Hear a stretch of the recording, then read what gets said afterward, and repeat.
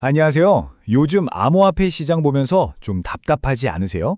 오를 듯 말 듯, 갈 듯 말 듯, 왠지 모르게 꽉 막혀 있는 느낌인데요. 오늘은 바로 이 교착 상태에 빠진 시장이 과연 앞으로 어디로 향하게 될지 그 중요한 단서들을 하나하나 파헤쳐 보겠습니다. 자, 그럼 가장 궁금해하실 질문부터 던져보죠. 도대체 왜 시장이 이렇게 멈춰버린 걸까요? 오늘의 분석은 바로 이 미스터리를 푸는 데서부터 시작합니다. 지금 시장 분위기를 한마디로 요약하면 바로 이겁니다.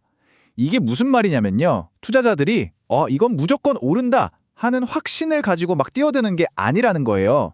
대신 앞으로 있을 큰 변화를 앞에 두고 유리한 자리를 잡으려고 눈치만 보고 있다는 거죠. 자, 그럼 첫 번째로 지금 시장 상황을 한번 제대로 짚어보죠. 이걸 그냥 하락장이라고 봐야 할까요?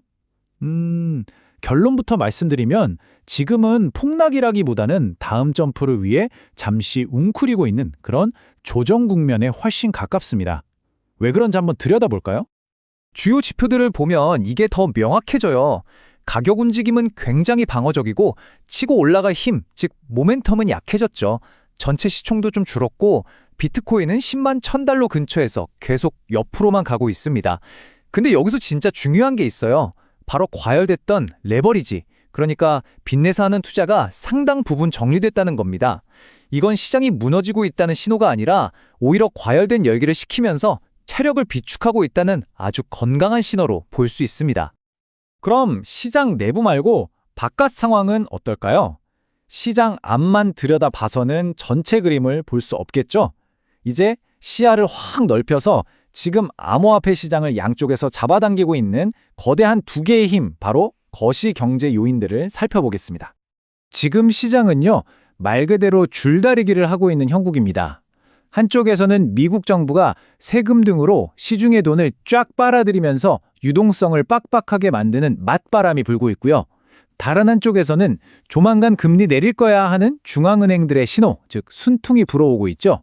이 두 힘이 정말 팽팽하게 맞서고 있는 겁니다. 그런데 말이죠. 이 팽팽하던 줄다리기에서 무게추가 살짝 한쪽으로 기울기 시작했어요. 이 차트 좀 보세요. 시장에서는 올 연말에 금리를 내릴 가능성을 얼마 전까지만 해도 60% 정도로 봤거든요.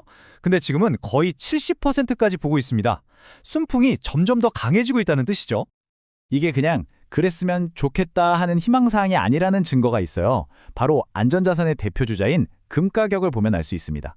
보통 금리가 내려갈 거란 기대가 커지면 달러 가치가 약해지니까 금값은 오르거든요.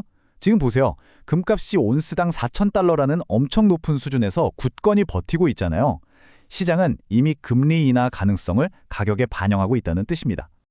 자, 거시경제라는 큰 그림을 봤으니까 이제 다시 돋보기를 들고 시장 안을 자세히 들여다볼 차례입니다. 겉보기엔 이렇게 조용한 시장의 물밑에서 과연 스마트 머니라고 불리는 큰 손들, 즉 기관들은 어떻게 움직이고 있을까요? 아주 흥미로운 신호가 잡히고 있습니다. 겉으로 보기엔 가격도 필빌거리고 다들 움츠러든 것 같은데 바로 이 물밑에서는 아주 의미 있는 움직임이 시작됐습니다. 진짜 중요한 건 이런 약세장 속에서의 움직임이거든요. 그 첫 번째 증거가 바로 이 숫자입니다. 2억 4천만 달러. 무려 6일 동안 계속 돈이 빠져나가던 비트코인 ETF 시장에요. 단 하루 만에 이만큼의 돈이 다시 쏟아져 들어온 겁니다. 그것도 블랙록이나 피델리티 같은 거물들이 주도해서요. 이건 그냥 기술적 반등, 그 이상의 의미를 갖는다고 봐야죠. 그리고 이게 그냥 비트코인에만 국한된 얘기가 아니라는 게 또 중요해요. 이더리움 펀드도 똑같이 6일 연속 이어지던 자금 유출을 딱 멈추고 1250만 달러가 순유입됐습니다. 액수는 비트코인보다 작아 보일 수 있지만 기관들의 투자 심리가 시장 전반에 걸쳐서 다시 살아나고 있다는 아주 중요한 방증입니다. 자, 그럼 지금까지 나온 단서들을 한번 모아볼까요?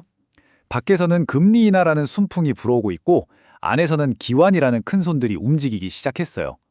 그럼 이제 이 조종 국면을 끝내고 진짜 상승장으로 가기 위해서 딱 두 가지 퍼즐 조각만 더 맞추면 됩니다. 분석가들이 공통적으로 지목하는 두 가지 열쇠가 뭘까요? 회복으로 가는 길은 이 두 단계로 딱 요약됩니다. 첫째, 가격 자체에 힘이 붙어야 합니다. 특히 11만 2,500달러 선이 중요한데요. 이 가격이 최근에 들어온 투자자들의 평균 매수 단가거든요. 최소한 이 가격은 다시 회복하고 그 위에서 버텨줘야 사람들이 불안해하지 않겠죠. 둘째, 아까 봤던 기관들의 ETF 자금 유입이 어쩌다 한 번이 아니라 꾸준히 이어져야 합니다. 그래야 시장에 진짜 확신이 생기거든요. 만약에 이 두 가지 열쇠를 다 얻지 못하면 어떻게 될까요? 안타깝지만 시장은 뚜렷한 방향성 없이 9만 달러에서 11만 2천 달러라는 이 넓고 답답한 박스권에 갇혀서 지루한 시간을 더 보낼 수도 있다는 거죠. 자, 이제 오늘의 하이라이트입니다. 이 모든 분석의 결과가 판가름 날 수 있는, 그야말로 시장의 운명을 결정할 수 있는 결정적인 한 주가 바로 우리 눈앞에 다가왔습니다. 이번 주 경제 일정을 보면요. 연준 위원들 연설도 있고 독일 물가 데이터도 있고 중요한 게 많습니다. 하지만 사실상 전 세계 모든 투자자들의 눈과 귀는 딱 한 곳에 쏠려 있습니다.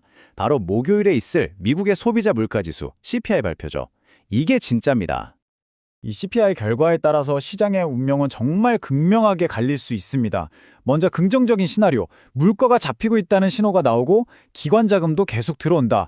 그럼 시장은 연말 상승장을 위한 단단한 발판을 마련하게 되는 겁니다. 하지만 반대로 물가가 여전히 높게 나오거나 기관 자금이 다시 빠져나가는 최악의 상황이 온다면 지금의 이 반등은 힘을 잃고 비트코인 511만 2,500달러, 이더리움 3,600달러라는 강력한 저항의 벽에 다시 한번 부딪히게 될 겁니다. 결국 시장은 중대한 갈림길 앞에 섰습니다. 과연 이번 주 발표될 데이터는 굳게 닫힌 회복의 문을 여는 황금 열쇠가 될까요? 아니면 이 길고 긴 조정의 문을 아예 잠가버리는 자물쇠가 될까요? 며칠 안에 우리는 그 답을 알게 될 겁니다.